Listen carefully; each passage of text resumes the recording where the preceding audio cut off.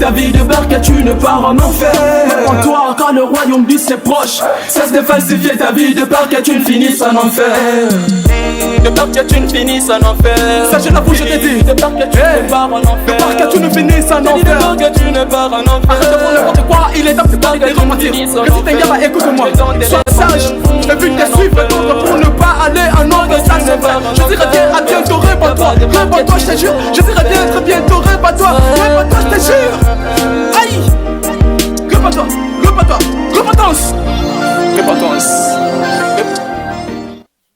Bienvenue à vous, chers téléspectateurs. Un réel plaisir pour moi de vous accompagner cet après-midi. Je suis Ezekiel Mou du Congo Talula et c'est votre émission Les Congos d'abord. Les Congos d'abord, nous devons tous aimer les Congos inconditionnellement parce que c'est la seule patrie, la seule nation que Dieu nous a donnée. Allez, comme vous le savez, aujourd'hui, nous avons aussi un invité avec qui nous allons partager autour d'une thématique que vous nous avez proposée. En fait, quelques frères nous ont proposé pour aujourd'hui la politique congolaise, bonne ou mauvaise politique. C'est ça la thématique que nous allons aborder. Question juste de savoir entre le peuple congolais ou la population congolaise et les politiciens congolais qui bénéficient plus, qui ont une vie, je dirais, noble que les autres. Parce que nous savons tous que la population soit... la souveraineté nationale, c'est le peuple qui détient la souveraineté nationale. Alors ces peuples-là se retrouvent, voilà, c'est autour de cette grande thématique ou question du jour que nous allons débattre avec comme invité Ludovic Milambo, qui est le communicateur privé du chef. C'est avec lui que nous allons parler autour de cette grande thématique. Ludovic, bonjour. Bonjour, monsieur Ezekiel. Merci surtout pour cette invitation. Une fois encore, pour cette marque de confiance à ma personne. Je pense que je suis devenu un habitué de cette grande chaîne. J'en profiterai ici pour saluer premièrement d'abord le premier citoyen de la République, Félix Antoine Tshisekedi Tshilombo, l'homme qui est en train de jouir le cœur de tous les Congolais. Il est en train de réaliser, n'est-ce pas, tout le demande des Congolais, mais aussi à saluer la première ministre qui séjourne en ce moment ici en Azerbaïdjan, précisément dans la capitale de Bakou, donc pour participer au COP 29. Je salue tous les téléspectateurs qui nous suivent, sans oublier le patron de cette grande chaîne, Paul Toussoua, mais aussi à tous les techniciens qui nous accompagnent. Moi, je pense que ensemble, avec ceux qui vont nous suivre en ligne, même à la télé, nous allons débattre sur le sujet qui sera un débat constructif qui va aider la population à mieux comprendre réellement si la politique elle est bonne ou mauvaise. Très bien, Ludovic, je l'aime parce qu'il parle bien, il a la maîtrise, il sait ce qu'il dit. Déjà, Ludovic, voyant la manière dont nous sommes aujourd'hui en République démocratique du Congo, j'aime toujours poser cette question-là parce que les Congolais doivent s'examiner matin, midi, soir. Est-ce qu'aujourd'hui, les choses évoluent bien chez nous en République démocratique du Congo? Je pense que je dirais que... la guerre ou les incompréhensions n'ont pas commencé sur terre. Okay. Les incompréhensions ont commencé aux cieux. Vous vous rappelez lorsque les diables s'est rebellé contre Dieu parce qu'ils voulaient devenir comme Dieu. Okay. Donc c'est pour vous dire qu'aucun pays aujourd'hui dans le monde dira que écoutez, tout chez moi est bon, tout chez moi est rose, donc chez moi il n'y a pas de problème. C'est-à-dire que même dans le pays qui ont de vieilles démocraties comme les États-Unis d'Amérique ou peut-être la France et autres, vous verrez qu'il y a des marches, il y a des réclamations, il y a ceci, cela. C'est pour vous dire que l'homme est appelé à s'améliorer. Donc nous sommes là pour nous perfectionner par rapport au temps, donc le moment où nous sommes en train de vivre. Je dirais que certes qu'en République démocratique du Congo, si quelqu'un viendra ici parce qu'il appartient au régime en place ou bien il appartient à l'union sacrée, vous dire que tout est rose, tout est bon, je pense qu'il est en train de mentir. Nous devons être honnêtes envers notre population, nous devons être honnêtes envers ces pays qui nous ont accueillis, parce qu'il y a des choses qu'on choisit et des choses qu'on ne choisit pas. Telles que la famille, on ne choisit pas. Le parent, on ne choisit pas. La nation aussi nous a été imposée par les bons dieux. Et Dieu sait pourquoi il nous a imposé la République démocratique du Congo. Et Dieu sait pourquoi il nous a envoyé un fils digne comme Félix Antoine Tshisekedi Tshilombo. Il est certes que dans... Il savait aussi pourquoi nous avait-il envoyé Joseph Kabila. Écoutez, je n'aimerais pas vraiment entrer dans un débat entre un Congolais d'origine et un étranger. Ça, vous voyez que non, il n'y aura pas vraiment le match à les deux sont des Congolais. C'est pour vous dire que lorsqu'on parle d'un Congolais, en ce moment, quand j'ai parlé du président Félix Félix Antoine Tshisekedi, vous verrez que les téléspectateurs en ce moment ont senti leur corps bouger. Ça veut dire qu'il y a eu un fils digne. C'est comme une mère qui sent son bébé dans le ventre. Mais quand je parlais de Joseph Kabila, c'est comme si rien ne s'est passé. C'est pour vous dire que nous avons un fils digne du pays aujourd'hui qui s'appelle le président de la République, Félix Antoine Tshisekedi Tshilombo. Alors par rapport à votre question, je vous dirais qu'il y a deux domaines, il y a des secteurs qui sont en train de boiter jusqu'à présent, qui n'arrivent pas à se relever. Vous voyez, donc au niveau de l'économie, nous sommes en train de nous battre. Vous avez vu les efforts que le VPM de l'économie, M. Moukoko Samba, s'est battu pour équilibrer d'abord le prix des carburants. Vous avez vu que ça a quitté de 3 000 à 2 000 et quelques. Ça veut dire que nous sommes en train de nous améliorer. Et par rapport aussi, nous voulons augmenter le pouvoir d'achat de chaque Congolais. Ça veut dire que chaque Congolais doit arriver à acheter des produits ou tout ce qui est de première nécessité. Ça veut dire qu'ils permettent à tout Congolais d'avoir ces pouvoirs d'achat, mais permettent aussi dans d'autres domaines que nous y arrivons à remonter, parce que c'est ça la demande d'abord du président de la République, qui veut voir un Congo meilleur, fort et prospère. Un Congo meilleur, fort et prospère, ça c'est le communicateur du chef qui nous a parlé. Il dit c'est le besoin du président de la République, Félix Antoine Tshisekedi Tshilombo. Ludovic Milambo, comment trouvez-vous la politique congolaise? La politique congolaise, elle a toujours été dynamique. C'est une politique, je dirais que les gens, surtout les Congolais, n'ont pas cette culture de loyauté, de fidélité envers leur parti politique ou leur plateforme. C'est pourquoi je l'ai toujours prôné à féliciter le parti politique l'Union pour la démocratie et les progrès sociaux, l'UDPS, qui est un parti sérieux qui tire son origine non sur les sables, mais son origine sur le socle, sur de grottes. C'est pour vous dire que c'est tellement difficile, même si les vents soufflent aujourd'hui, que vous voyez l'UDPS bouger, vaciller ou tomber. Donc ça veut dire que nous sommes un grand parti, mais on sent aujourd'hui la politique, le politicien ne regarde plus la population, le politicien ne regarde plus l'avenir de ces pays. Vous savez, M. Seki, il y a une chose que nous devons retenir.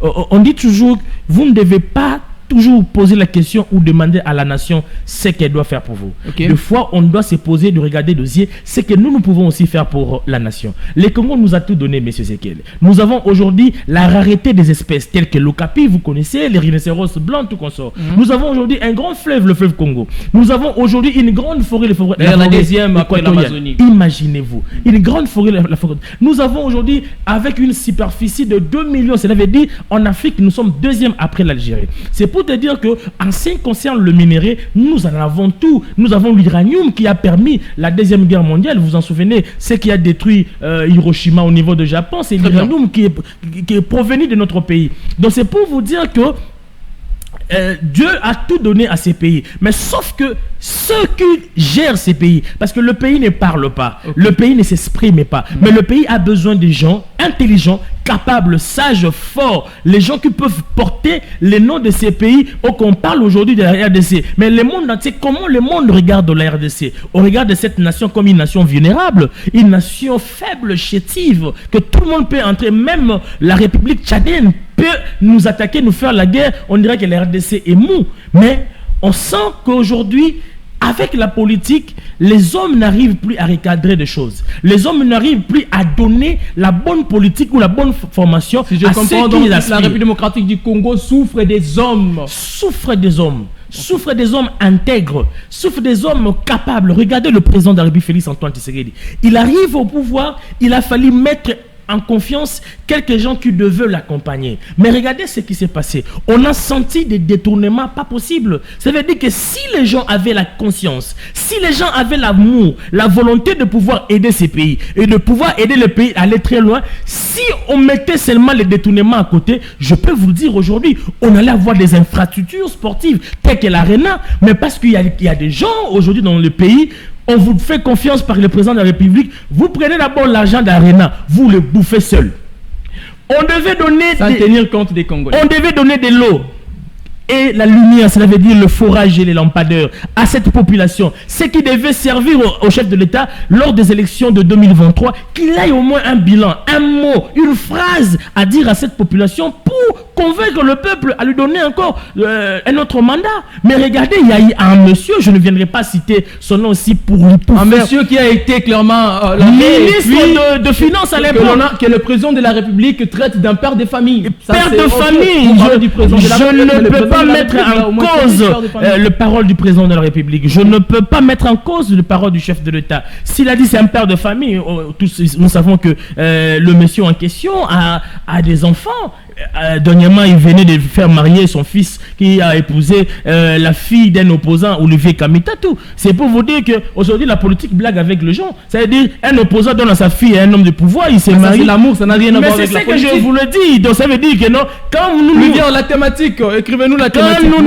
Nous sommes en train de nous entretués ici, et la nuit ils se retrouvent, ils prennent le verre, ils mangent, ils sont ensemble. C'est pour vous dire quoi? Le président de la République voulait faire confiance à des gens, mais il y a quelqu'un qui a bouffé seul l'argent de forage. Cela veut dire, pour un forage, Ndeko Ezekiel, permettez-moi de le dire en lingala, pour un forage, il a taxé la République. Moi je dirais bien la République à 290 000 francs. Forage, 290 000 $ plutôt. J'ai parlé de 290 000 $. Okay. Les lampadaires, n'en parlons même pas. Ça veut dire qu'il a bouffé l'argent de la République, mais aussi à tous ceux qui avaient des projets, qui voulaient venir investir en RDC. Si vous n'avez pas de 40% à lui donner, ça veut dire votre dossier ne passera pas. Ça veut dire que le président de la République, comme disait aussi l'ancien chef de l'État imposé par les impérialistes, M. Joseph Kabila, que je n'ai pas dit collaborateur qui pouvait m'aider à aller très loin. Ça veut dire que le président de la République se retrouve aussi face à cette situation. Mais heureusement pour le chef de l'État, au moins dans la politique, nous avons aussi des personnes intègres, des personnes qui travaillent avec l'amour. À l'occurrence, nous avons des personnes comme Jules Alinguete, l'inspecteur général de finances, qui fait un grand travail, qui accompagne avec sériosité, cela veut dire avec amour, avec sérieux, le président de la République. Lui au moins fait son travail qui est visible, ça c'est visible. La justice, la suite, c'est quand Jules Alinguete dénonce. Mais la suite, c'est ce qui complique un peu. Vous avez suivi les états généraux de la justice. Exactement. Les recommandations que Jules Alinguete a fait. Ça veut dire que le magistrat aussi souffre d'un problème, un problème sérieux. Cela veut dire les conditions de vie des magistrats. Les magistrats n'ont pas une bonne condition. C'est pourquoi ils sont facilement corrompus. Ça veut dire que Jules Alinguete a plaidé aussi pour les magistrats. Ce n'est pas un égoïste, ce n'est pas un prétentieux, ce n'est pas un orgueilleux. Jules Alinguete a donné des recommandations qui pourront aider la République à avancer et à aider notre justice. Ça veut dire que Jules Alinguete aujourd'hui est devenu comme une bibliothèque, une icône, une référence que nous devons faire parce qu'il accompagne le chef de l'État. Il n'a jamais vacillé depuis qu'on l'a nommé en 2020 par le président de la République. Jules Alinguete est resté sérieux, il est en train de faire son travail, bien que les gens de mauvaise langue qui tirent partout contre lui, mais il reste serein. Prenons les gens en exemple comme le député national ici que je vis, Serge Nkonde, qui travaille aussi avec dignité, qui travaille avec amour. Le seul Katangé qui a donné de voix au président de la République au niveau de Sakanya, ça a félicité. Nous prenons le président Mbosso, le seul parti politique aujourd'hui, la CRD du président Mbosso, qui s'est prononcé pour le changement de la Constitution. Parmi les 5 personnalités du Présidium de l'Union Sacrée, Mbosso est le premier, le seul d'ailleurs à dire être favorable pour le changement de la Constitution. Ce sont des gens fidèles qui travaillent pour l'intérêt de la nation et pour qui veulent aider le chef de l'État. Aujourd'hui, vous acceptez ce qu'Mbosso a dit s'il était contre le changement. Parce que vous aurez eu ce courage, voulais-je dire, de venir dire aussi Mbosso s'est prononcé pour ne pas changer la Constitution. Est-ce que vous savez vous savez que la démarche de dire oui ou non à une révision ou à une modification, un changement, c'est démocratique. Ça veut dire on ne peut pas pousser quelqu'un si Kamere ou peut-être Mbemba ou peut-être Bati disait que non, je ne veux pas qu'on change la Constitution et que cette Constitution, elle est bonne. Vous pensez que nous allons le mettre dehors parce qu'il a dit que c'est non? Non, ça veut dire qu'il a poussé une raison. On doit comprendre pourquoi il a dit ça. Vous comprenez? Ça veut dire que nous sommes l'Union Sacrée, mais cela ne veut pas dire que tout doit être oui. Il y a les endroits où on peut dire au chef de l'État non. La décision que vous avez prise, elle est mauvaise, elle n'est pas bonne. Okay. Vous voyez, on peut orienter le chef de l'État. Mais moi, je pense que la décision de changer, de passer à la 4e République, je pense que c'est une très bonne décision. Et moi, soit compris cela, la CRD a compris, à qui je félicite par rapport à sa loyauté et à sa fidélité, qu'il continue à travailler comme ça. Je pense que le président de la République est content. Et pour finir, pour une personnalité, okay. nous avons Teddy Luamba, le ministre des Ressources hydrauliques et électricité. Vous voyez que ce sont des personnalités. Suivez ce monsieur quand il parle. Suivez ce monsieur quand il s'approche à la population. Vous sentez qu'il y a des politiques aujourd'hui qui veulent aider le président. Parce que, monsieur Ezekiel, pour aider les chefs d'État, il faut d'abord commencer par satisfaire sa population. Exact. Si vous faites du bien à la population, le chef d'État sera content. C'est ce que fait. J'étais d'accord quand le ministre des hydrocarbures, je crois que c'est lui, quand il a eu ses initiatives de baisser un peu le coût du carburant. Je me suis dit que c'était bien, il faut féliciter. Ça au moins aider. Il faut féliciter, mon cher. Là, on était d'accord. Donc, coup de chapeau à Teddy Luamba, coup de chapeau au directeur général de l'Office des routes. En tout cas, je vous félicite pour le travail des titans que vous êtes en train de faire auprès du président. Très bien. Disons des choses en face, Ludovic. Entre les politiciens et la population congolaise, entre ces deux ici, qui a une bonne vie que l'autre, Ludovic.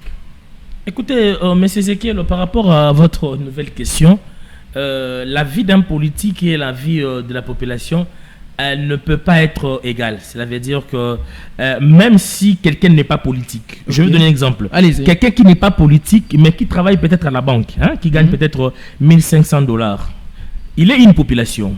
C'est une population. Exact. Et quelqu'un qui ne travaille pas, peut-être, prenez un exemple, un cireur. Vous prenez un cireur ou vous prenez un menuisier. Un menuisier qui gagne peut-être par rapport à son travail, il gagne peut-être $30 ou il vous fait $300 le mois. Il vous fait un état de besoin. Voilà, il y a ça, il faut nous donner ça. Et le bénéfice, il gagne peut-être $50 de bénéfice. Okay. Et il y a un banquier qui gagne $1 500. Et vous pensez qu'ils ont la même vie? Non. Mais chacun d'entre eux aura une vie équilibrée de sa manière. C'est ça, veut dire que chacun aura une vie équilibrée de sa manière. Mais peut-être c'est lui qui gagne $50 là, quand il verra celui de la banque en train de marcher, de rouler carrosse, il dit tu vois un peu ce qu'il peut dire. Parlons d'un enseignant, un professeur des universités, un médecin, un député, un sénateur, tout consort. Comparons un peu ces vous avez raison. Comme maintenant, la question maintenant elle est bien formulée. Vous voyez, quand vous prenez un député national et vous prenez un enseignant, vous comprenez? C'est-à-dire qu'il n'y a pas match par rapport à ce qui concerne la rentabilité. Très bien. À ce qui concerne le moyen. Ça veut dire qu'il n'y a pas match. Pourquoi? Parce que lorsque l'enseignant gagne peu qu'un député national. Mais les deux personnalités n'ont pas le même travail à faire. Pourquoi? Parce qu'un enseignant, écoutez, un enseignant a une carrière. Là, il faut mettre ça en tête. Okay. Un enseignant a une carrière, mais par rapport à un député national, il a un mandat. Un mandat, cela veut dire quoi? Le mandat qu'il suscite auprès du peuple congolais, c'est un mandat qui est électif. Cela veut dire, lorsqu'il y a élection, un député se présente, on lui vote, il travaille pendant 5 ans. Et dans les 5 ans là, il y a aussi des problèmes dans les 5 ans. Le président de la République peut aussi destituer tout. Ça veut dire qu'il tombe, il ne te même pas 5 ans. Vous comprenez? Ah oui, cela veut dire qu'il a un mandat électif. C'est pour une période. Mais un enseignant, il a une carrière. Cela veut dire il obtient son matricule. Le président de la République est en train de se battre, le chef de l'État, pour augmenter les salaires des enseignants. Là, vous êtes au courant avec moi. Et puis, nous sommes en train de battre avec la gratuité d'enseignement, de plus injecter le moyen. Je pense qu'avec le FMI, le FMI vient de signer un accord avec la RDC. Bientôt, là, nous allons gagner une affaire de 2 milliards de dollars, 850 millions de dollars, donc 2 milliards 850 millions de dollars, où le FMI et le ministère de Finances, le ministère du Budget et la Banque centrale du Congo. Cet accord va permettre à signer, donc cette signature c'est pour 2 accords.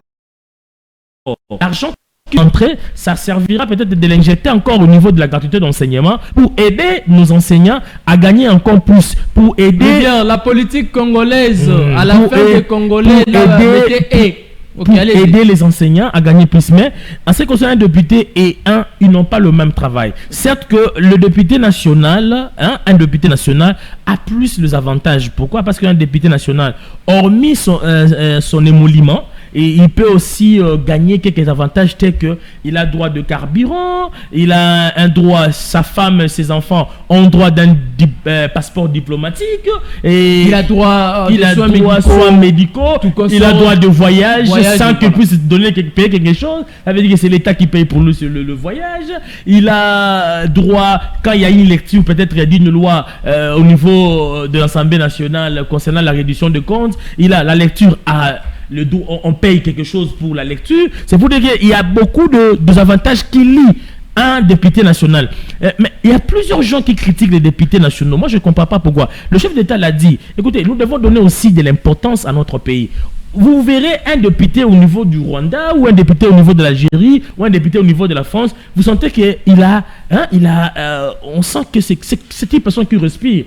L'État de son pays, mais ces députés dans de bonnes conditions. Cela n'exclut pas que nos députés nationaux puissent avoir une voiture donnée par un... Mais Ludovic, est-ce que dans un pays comme le nôtre, République démocratique du Congo, qui a tant de problèmes, on ne refuse pas de mettre les députés dans de bonnes conditions? Je ne suis pas contre les députés ou les émoluments qui mais vous ne trouvez pas que ce que les députés gagnent comme émolument mensuel, c'est quand même exorbitant, que les professeurs des universités ou les enseignants peut-être ne se retrouvent pas ou peuvent se sentir négligés par l'État? Vous ne trouvez pas que la politique congolaise, elle est, je dirais, en quelque sorte, budgétivore?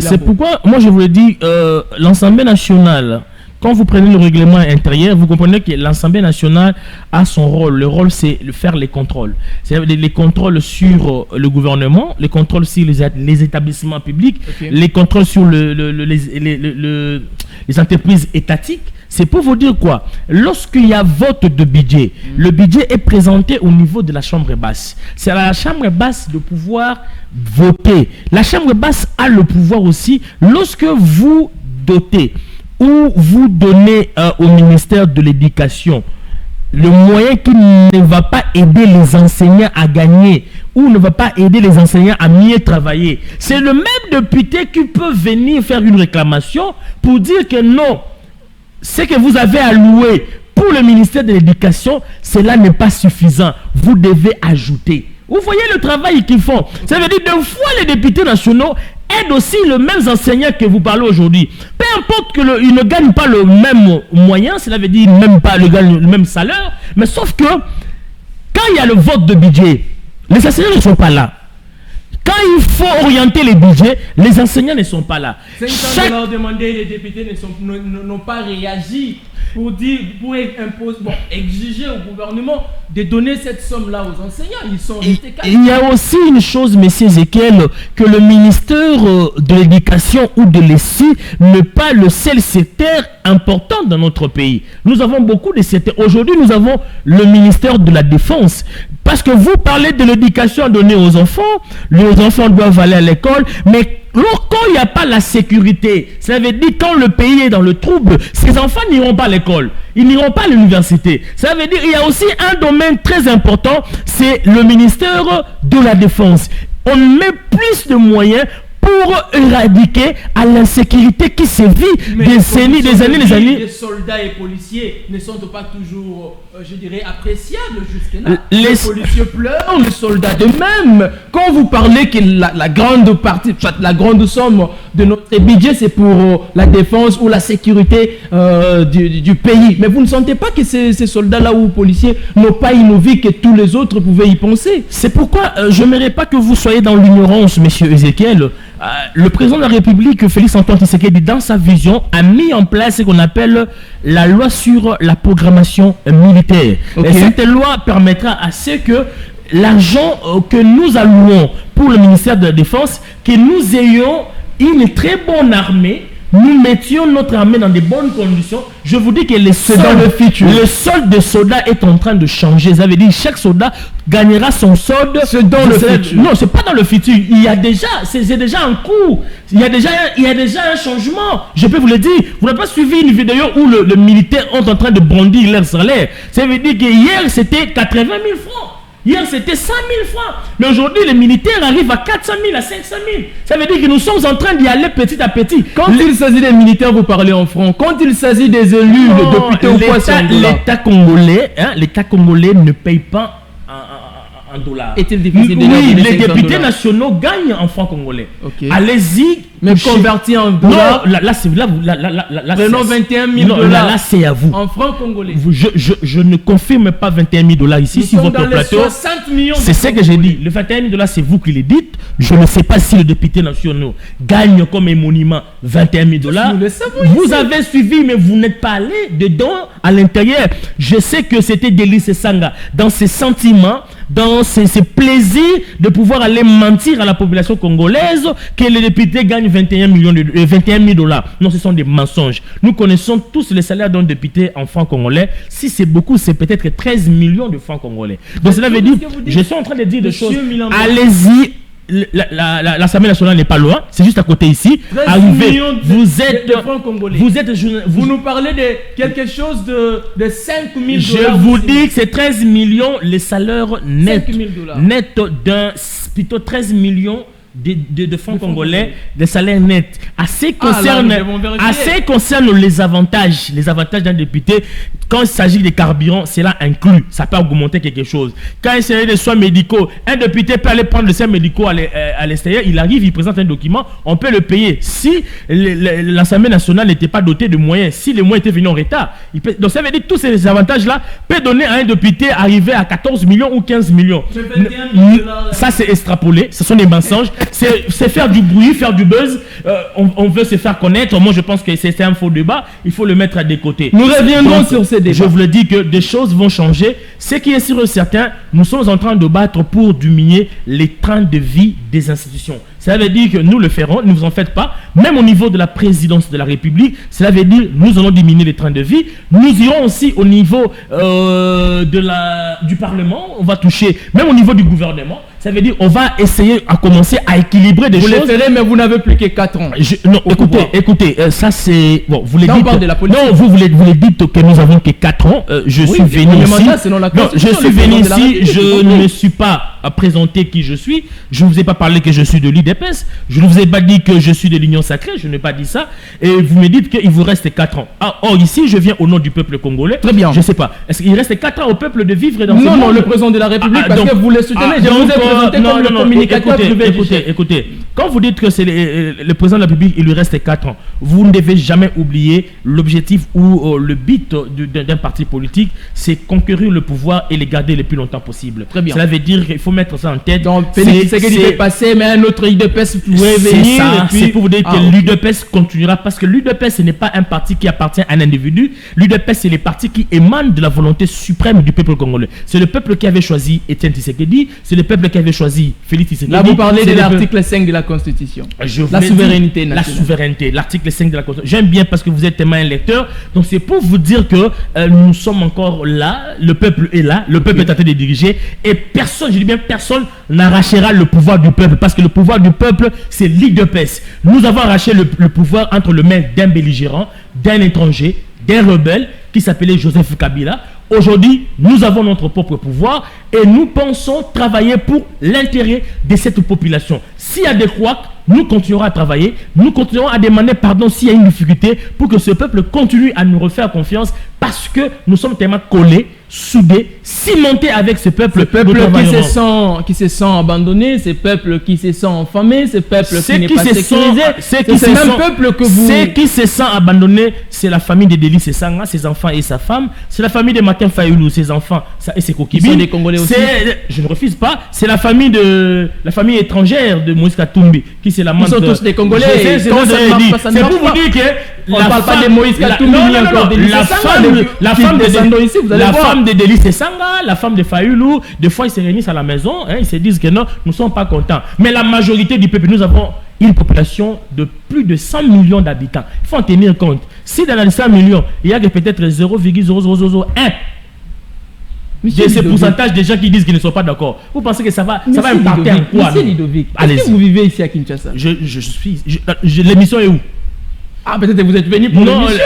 L'émission est où? Ça, c'est la question. Donc, j'ai pris l'avion pour venir ici pour l'émission. Tout est possible, qui sait? Ah, ça, c'est je pense que quand vous dites je gagne aussi beaucoup, plus que la population. Est-ce que vous essayez un peu de voir comment est-ce que les Kinshasa devient aujourd'hui? Est-ce que vous essayez un peu de voir comment est-ce que la population, même s'il rit, mais vous voyez, c'est-à-dire, les rires d'une population, c'est comme si c'était des larmes qui coulaient, c'est comme si c'était une douleur. Est-ce que vous voyez au moins comment est-ce que la population aujourd'hui traverse des moments difficiles? Quand vous parlez des familles, la famille de Délice Sanga, Moïse Katumbi, vous parlez de Martin Fayoulou qui se sentent mécontentes, je ne sais moi de quoi, mais on parle de tous les Congolais là, monsieur Ludovic, mais c'est compliqué.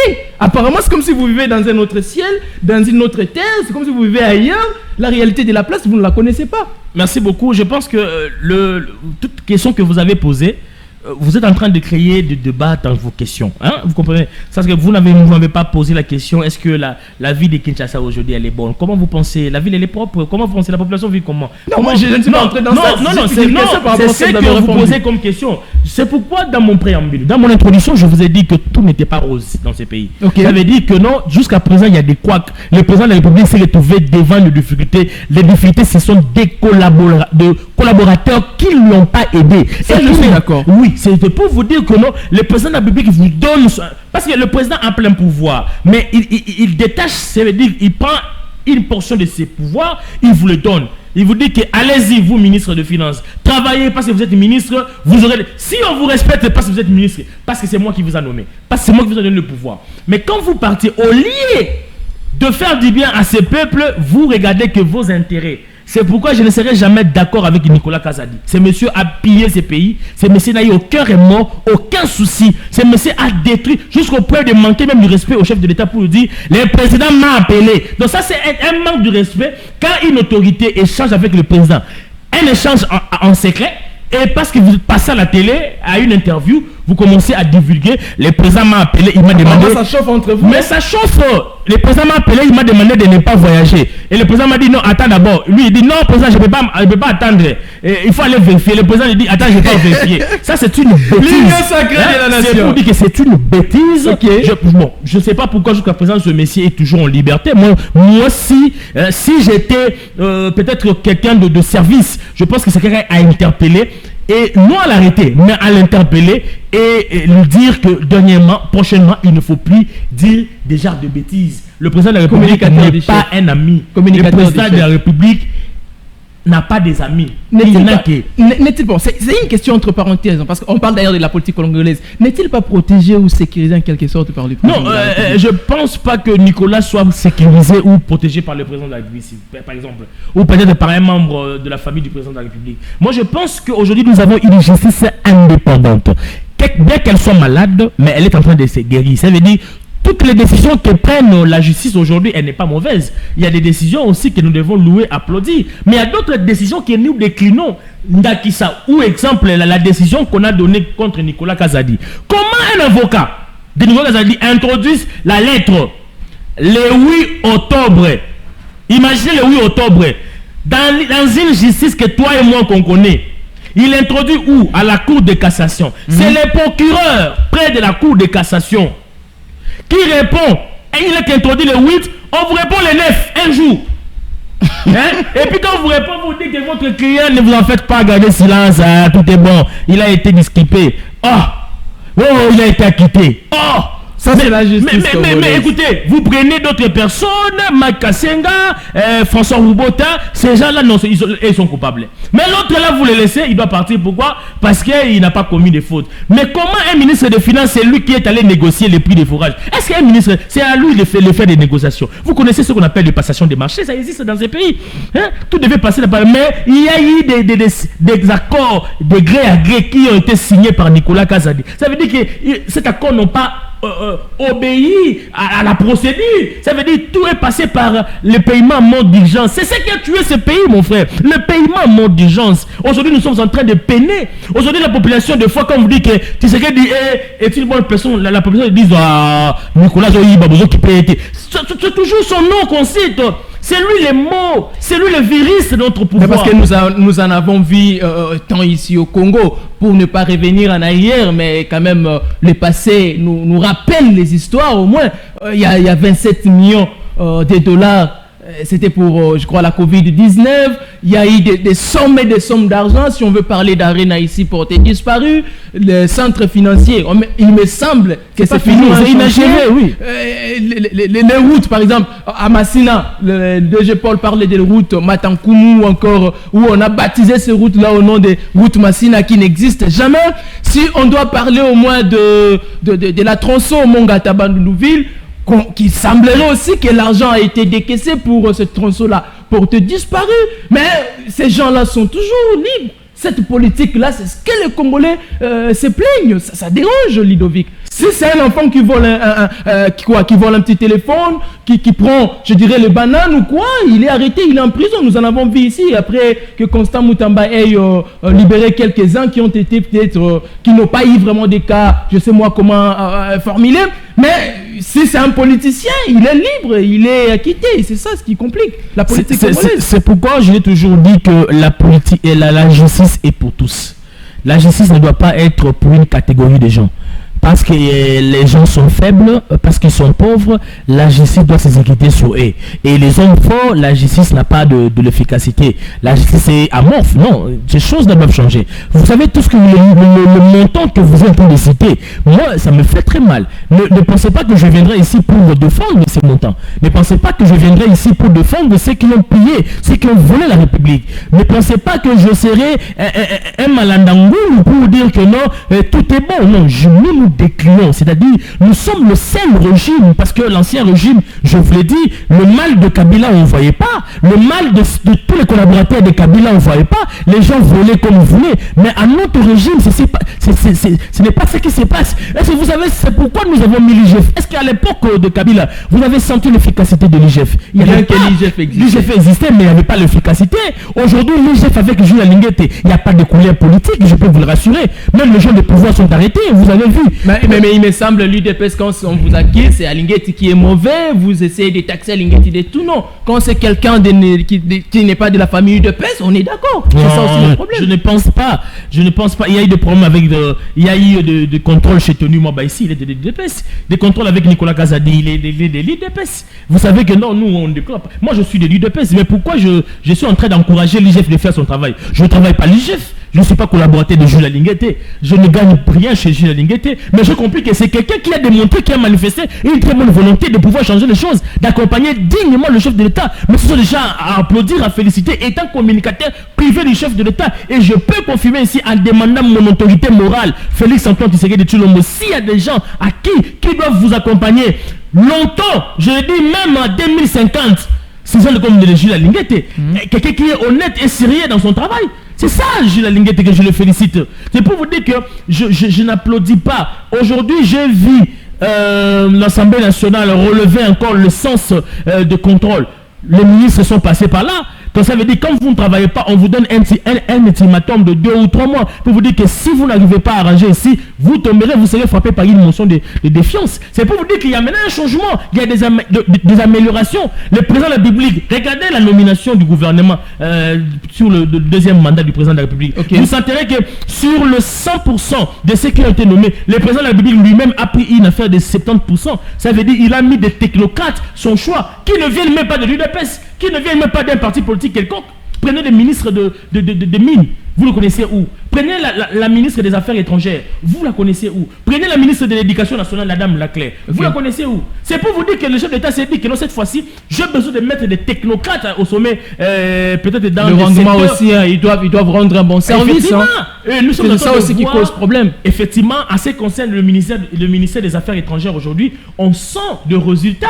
Aujourd'hui, nous avons changé, nous avons mis de jeunes au niveau du ministère de la Justice. Regardez, de l'autre côté, il est en opposition. Regardez, nous prenons Moutamba, qui a d'ailleurs remercié le chef de l'État lors de l'ouverture des États généraux de la Justice, qui a dit que le risque que vous avez pris de mettre à la tête de ces grands ministères comme le ministère de la Justice, un jeune opposant d'ailleurs, comme moi, Constant Moutamba, nous prenons le jeune Samuel Mbemba Kabouya, le vice-ministre de la Justice. Aujourd'hui, la RDC a mis les Rwandais à la barre. Nous avons utilisé les 3 fronts. Le premier front était le front diplomatique avec le président de la République, la diplomatie active qui est en train de réussir. Le deuxième front, le front militaire. Aujourd'hui, nous sommes en train de voir la montée en puissance de notre armée. Et le troisième front... Nous allons parler de cette montée-là si les zones occupées par les étrangers redevenaient je veux revenir sur ce point sous notre contrôle. Je veux revenir sur ce point pour vous dire, le troisième front, c'est le front judiciaire. Aujourd'hui, le Rwanda est accusé. Nous avons déjà eu le premier procès au niveau de l'EAC. Le Rwanda s'est présenté face à la RDC. Et je tiens à vous rappeler que le procureur de la CPI a accepté d'ouvrir maintenant les dossiers de la RDC par rapport aux crimes contre l'humanité. Ça, c'est déjà une victoire. À ce qui concerne les zones occupées de la montée, il ne faut pas vous filier sur ce qui s'est dit ou ce qui s'écrit au niveau des réseaux sociaux. Le Rwanda a mis une armée forte, une armée numérique qui est en train de mentir, de déformer, en train de créer des entorses pour juste effrayer la population congolaise. Mais en réalité, je peux vous le dire, Walikale ne sera pas tombé. D'ailleurs, il y a une partie de Massissi qui est toujours sous contrôle de FARDC. Il y a une partie de Niragongo. Il y a une partie de Rutshuru qui est toujours sous le contrôle de FARDC avec les Wazalendo. Cela veut dire que nous sommes en train de travailler. C'est une guerre. Si c'était que le 1-23 qui se battait seul, je vous l'ai dit qu'aujourd'hui, la RDC allait récupérer tous les territoires. Mais puisque derrière le 1-23, il y a le Rwanda, il y a les États-Unis, il y a la France, c'est une guerre qui nous a été imposée par les impérialistes qui continuent à fournir. Est-ce que comment... Ce sont ces mêmes impérialistes que vous partez, pas vous, que nous partons aller accuser soi-disant le Rwanda. C'est-à-dire vous accusez quelqu'un qui est soutenu par celui-là. Je vais vous dire un exemple. Vous savez, quand vous êtes à la maison avec votre femme, à force de vous dire que Gosso Melanga Kabelo, si aujourd'hui vous le refusez, demain vous le refusez, mais après demain, attention, après demain vous direz, peut-être ça devient un dérangement. Bon, prenez le Kabelo, c'est ça. C'est pour vous dire que tout ce que nous faisons, tout ce que fait le président Tshisekedi, quand il dit à tous ces gens-là que le Rwanda nous attaque, ça devient un dérangement. Un jour, je vous l'ai dit, même pas aujourd'hui, un jour, ces choses vont finir. Vous verrez ces mêmes impérialistes dire, aujourd'hui, qu'est-ce que les gens disent? Avant, on ne disait pas au Rwanda. Avant, on n'accusait pas le Rwanda. Aujourd'hui, on dit, je demande au Rwanda, avec ses supplétifs de 23, d'enlever ses soldats sur le sol congolais. Avant, on ne disait pas des choses comme ça. Le Rwanda s'est dit, maintenant, le monde entier regarde le Rwanda comme le pays qui attaque, le pays qui tue. Ça, c'est la diplomatie. De toutes les façons, pourquoi pas contre-attaquer les Rwandais? Parce que tous, nous avions crié. Premier mandat du président de la République, c'était crier le Rwanda, le Rwanda, le Rwanda, le Rwanda. Nous sommes dans son second mandat et puis c'est dans les 8 mois. Oui, 10 mois, 11 mois d'ailleurs. Nous sommes au mois de novembre. Le 11 mois, je crois, en janvier ici, il fera déjà une année à la tête de la nation. Pourquoi pas trouver d'autres solutions? Par exemple, bon, moi je ne demande pas de déclencher la guerre, mais essayer un peu aussi de frapper s'il le faut. Vous savez, tout ce que vous êtes en train de dire aujourd'hui, ne pensez pas aussi que la population et le gouvernement n'avaient pas songé à ça. Il y a des articles qui donnent le pouvoir, je pense entre article 187 de la Constitution, ou un truc comme ça, ou 43 ou 44, qui donne aussi, pas 44 plutôt, bon il y a un article, je vais lire ça, qui donne aussi le pouvoir au chef de l'État de pouvoir déclarer la guerre, c'est-à-dire il réunit les deux chambres, il réunit le Premier ministre, et c'est par là que nous pouvons déclarer la guerre contre un pays qui nous agresse. C'est pour vous dire quoi? Que tout ce que vous êtes en train de dire comme suggestion, le gouvernement avait déjà pensé à ça. Okay. Et puis, M. Ezekiel, je ne sais pas si nous allons débattre sur la question liée sur le changement de la Constitution. Mais si ce n'est pas le cas, je pourrais introduire quelque chose. Oui, vite fait, ce n'est pas le cas parce qu'on n'a plus que 15 minutes. Oui, je pourrais introduire quelque chose. C'est pour vous dire que quand vous dites que le président de la République, c'est fini pour lui, c'est son dernier mandat, je viendrai vous dire ceci. Ça, c'est une demande où j'avais une activité, je ne sais pas, il y a une vidéo que je vous avais envoyée. Une activité. Il y a deux vidéos que vous avez envoyées. Oui, j'ai envoyé, les deux vidéos là. C'était moi en train de changer avec. Mutumba, les deux vidéos que je vous ai envoyées, s'il y a possibilité d'illustrer. Lui, il parle, vous illustrez seulement. J'ai échangé avec. Je suis là. Oui. J'ai échangé avec 3000 personnes. De la circonscription de Funa, vous voyez en image, nous sommes ici à Bandal. La population était venue et la thématique était le changement de la constitution, la signature de pétition. La population a signé la pétition pour que nous arrivions. Vous avez déjà commencé la sensibilisation. Effectivement, nous n'allons pas attendre le chef d'État, les paroles du chef d'État et le oui et amen. Nous ne pouvons pas attendre l'année prochaine. Nous avons commencé et la population a répondu massivement et favorablement à cette invitation. C'est pour vous dire quoi? Le changement de la constitution, pour vous le dire, c'est une démarche qui est démocratique. Parce que nous avons compris une chose.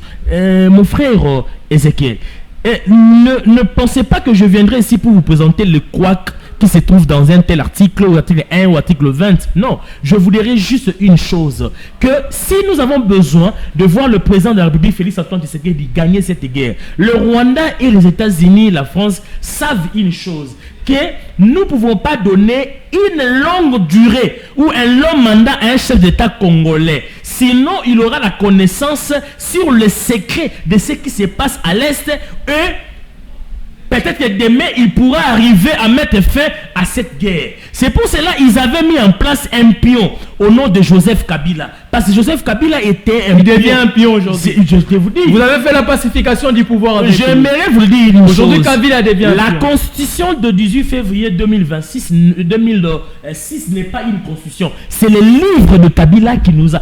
La même constitution que vous avez prêté serment 2 fois, monsieur Ludovic. Je suis en train d'y arriver. Kabila a écrit son livre. Vous avez juré d'ailleurs de la protéger, Ludovic. Kabila a écrit son livre. Le livre que Kabila a écrit, c'est pour s'éterniser au pouvoir. C'est pour garder son poste. Pourquoi? Parce que Kabila faisait face à des attaques, des rébellions de par-ci par-là. Entre autres le MLC, le RCD. Ça veut dire qu'il était tellement envahi par de rébellions. Et ce qui a fait en sorte que Kabila puisse mettre en place ces livres-là, c'est lorsque chaque rebelle est venu et... Votre micro poussait ça un peu comme ça. Et chaque rebelle est allé présenter ce qu'on appelle ses intérêts par rapport à la Constitution. Moi, je veux que la Constitution soit écrite pour ça. Et non, moi, RCD, je veux que l'article 10, 20 soit... Ça veut dire que la population congolaise n'avait pas trouvé son intérêt dans cette Constitution-là, dans ces livres de Kabila. Et d'ailleurs, naïve que nous étions à l'époque, en 2005, lorsqu'on est venu nous présenter un référendum, un livre qui a été écrit en France, on a fait des copier-coller. Il me semble que ça n'a pas été écrit en France. C'était un Kisangani. Laissez-moi finir. Le Kisangani devient une ville française. Ça c'est vous. Ça c'est vous. Quand je vous parle de dialogue intercongolais qu'il y a eu en San City, ça veut dire tout est passé en Afrique ici pour finir en France. Ne vous en faites pas que les gens ne vous mentent pas de Kisangani là. On vous ment de Kisangani. Kisangani peut-être c'était pour parachever, mais en réalité tout a commencé. On a pris une constitution copier-coller, mais on a voulu aussi regarder parce qu'à l'époque, un chef de l'État pour être président de la République, on parlait des 40 ans. Mais pourquoi on a réduit à 30 ans? C'était pour permettre à Joseph Kabila qui avait 29 ans atteindre 30 ans en 2006 pour se présenter comme un chef de l'État. C'est pour vous dire que tout était taillé pour aider des belligérants. Et il a mis son livre, il a limité les mandats de 5 ans, une seule fois renouvelable. Mais dis-moi, combien de fois Kabila a violé son propre livre? Je vais vous dire une chose. Nous sommes allés aux élections à un tour, et plutôt à 2 tours avant. Il y a eu des élections en 2006 où Kabila s'est présenté avec Jean-Pierre Mbemba, premier tour, deuxième tour. Nous sommes arrivés en 2011. Kabila s'est dit, hey, attention, je trouve que le président Tshisekedi est tellement fort, nous devons réduire ça de 2 tours à 1 tour. Nous sommes allés, il a violé, nous sommes passés à 1 tour avec ces histoires qu'il a créées. Et vous imaginez qu'il a mis même des commissaires spéciaux au niveau de province. Tout ça, c'était en violation. Il avait violé l'article 220 de lui-même de son livre. C'est pour vous dire quoi? Que le Rwanda savait que Kabila allait prendre beaucoup de temps. Il a même violé la durée. Au lieu de laisser le pouvoir en 2016, au lieu de laisser le pouvoir en 2016, Kabila a laissé le pouvoir en 2018. Il a d'abord violé 2 ans de plus. C'est pour vous dire quoi? Que ces livres, les constituants, ceux qui avaient écrit ces livres, savaient que les livres que nous avons fait ici, que nous sommes en train d'écrire, ces livres viendront pour répondre aux attentes de la population, aux réalités de ce que vive la population congolaise. Malheureusement, ces livres n'ont pas pu répondre aux attentes, n'ont pas pu s'accommoder aux réalités que vive la population congolaise. Aujourd'hui, vous êtes en train de voir combien le chef d'État est en train de souffrir. Vous pensez qu'avec une grande nation, une nation qui a 2,340,000 par rapport à sa superficie, une grande nation avec un grand fleuve, un chef de l'État, vous pensez qu'avec 5 ans, il saura mettre fin aux atrocités à l'est de la République? Et vous pensez qu'il peut donner l'essentiel du peuple congolais? Moi, je suggérais ceci. Que la population congolaise comprenne une chose. Que nous avons déjà un fils digne. Le changement de la constitution ne veut pas dire que Tshisekedi, c'est lui qui sera l'avantagé de ces changements-là. Le changement, c'est ceux qui seront avantagés, c'est la population. Nous changeons la constitution pour l'intérêt du peuple. Nous ne changeons pas la constitution pour le président Tshisekedi. Mais j'aimerais juste vous donner une piste, une idée. Tshisekedi a déjà compris les secrets du Rwanda, a déjà compris les secrets des impérialistes. C'est quelqu'un à qui nous devons redonner encore de l'espoir, nous devons encore lui redonner encore une autre chance. C'est-à-dire, ne lui laissons pas, ne nous mettons pas trop de pression pour vous dire qu'en 2028, tout va finir. Tous ces gens que vous voyez des opposants là, ce sont des gens qui viennent pour leur intérêt. Vous avez vu presque Epenge aux États-Unis d'Amérique. Est-ce que Epenge était allé avec vous aux États-Unis d'Amérique? Il est allé en Texas, il est allé passer par là. Il vous dit que quand l'honorable le président voyage, il part toujours avec le combattant. Il part toujours avec le combattant. Donc c'est pour vous dire quoi? Lui, il n'est pas tous ces opposants là, Alain Bolonja, Delis Sanga, tous ces gens là, ce sont de mafieux, excusez-moi pour le terme. Ce sont des gens qui sont venus juste pour les intérêts. Ils cherchent juste à gagner des millions. Ils cherchent juste à avoir des postes. Mais ils ne vous regardent pas. Si les opposants cherchent à gagner des millions, vous qui dirigez aujourd'hui, qu'est-ce que cherchez-vous, Ludovic? Nous ne cherchons pas de millions. Je vous l'ai toujours dit, l'UDPS, c'est le peuple d'abord. Nous travaillons pour le peuple. Nous ne travaillons pas pour le ventre. Nous avons donné des infrastructures à ce peuple. Nous vous avons donné des sauts de moutons à la population congolaise. Nous avons modifié le stade de Marty. Ça vous permet aujourd'hui de vous asseoir dans le place VIP. Vous le savez, la population congolaise. Nous avons mis en place la gratuité d'enseignement. Les écoles prestigieuses qu'on a connues à l'époque, comme Boboto, vous le savez, aujourd'hui, les gens entrent. Nous avons construit des écoles. Je vais vous dire une chose. Ne regardez pas seulement Kinshasa. Allez au Grand Équateur. Vous allez voir. Nous avons construit une école pour les pygmées. Pour la première fois, le président de la République a construit une école pour les pygmées. Et les pygmées sont en train d'étudier sans problème. Nous avons construit plus de 48 000 écoles au niveau du Grand Katanga. Plus de 48 000 écoles. Plus de 48 000 écoles.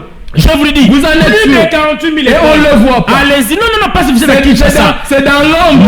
Ne restez pas à Kinshasa, ne restez pas ici ici dans la capitale. Sortez, allez voir les établissements administratifs que nous avons construits. Cette émission ne me permet pas d'avoir les appels. Nous avons donné de l'eau potable à cette population congolaise. Nous sommes en train de donner de l'électricité. La situation de 300 et quelques millions de tournées ici. Oui, c'est là.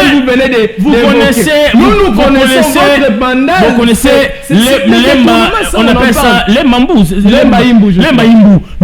Aujourd'hui, ces captages-là donnent de l'eau à la population au niveau de l'IPEN. Allez poser la question. Nous avons donné de l'électricité avec Teddy Wamba. Regardez à Moujimaï, ils étaient dans les noirs. Aujourd'hui, ils ont l'éclairage. Tout ça, c'est grâce au président de la République. Topé Samuel Mboga confiance. Tout changer constitution. Topé ça 7 ans. Une façon de nouvelle va travailler. Tu sais qu'elle va changer Macambo. Pour ces campagnes de changement de la constitution, vous devez quand même nous payer. Ça, c'est logique. Vous devez nous payer pour passer votre campagne chez nous, Ludovic. Merci beaucoup. ça n'est fini. Vite fait, je vais souhaiter à une dame qui nous a suivis depuis quelque part en jour de naissance. Pluvieux, je t'ai envoyé des photos. Elle, c'est Madame Princesse Odou. Voilà, elle est la Princesse Odou. Joyeux anniversaire, Madame Princesse Odou. Voilà, très bien. Que l'Éternel Dieu te bénisse, cette année de plus.